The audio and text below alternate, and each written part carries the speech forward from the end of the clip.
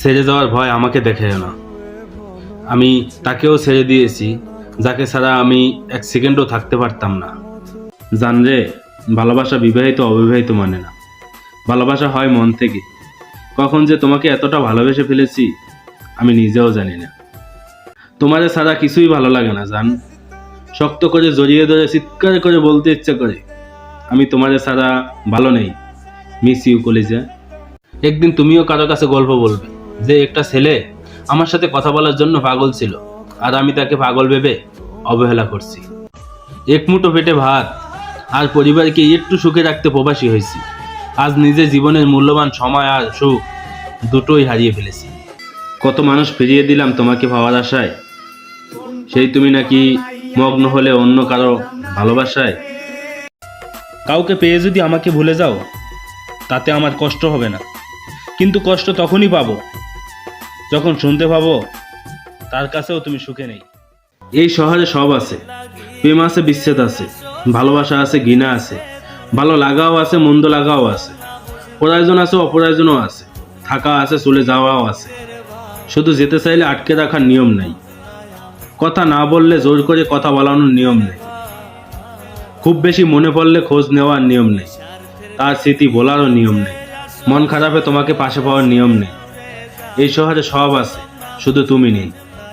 ভালো লাগাটুক আছে, শুধু ভালোবাসার মানুষটা নেই। অনুভূতি আছে, অনুভূতি বোঝার জন্য তুমি নেই। সব আছে, তুমি নেই।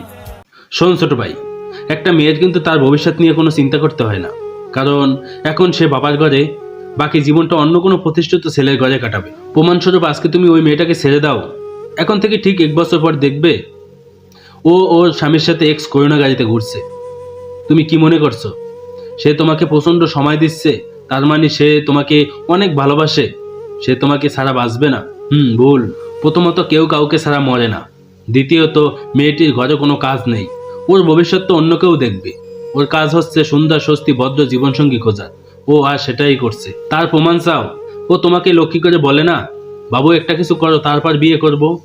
আজ তুমি না থাকলে ওকে বাইকে করে অন্য কোনো বড় লোকের ছেলে ঘুরাবে, আর তোমাকে সেই বাইক কেনার যোগ্যতা অর্জন করতে হবে। তাই বলে 2 দিন পর ওই মেয়েই তোমাকে ফাঁকি দিবে, আর তুমি ফেসবুকে স্ট্যাটাস দিয়ে দুঃখ প্রকাশ করবে।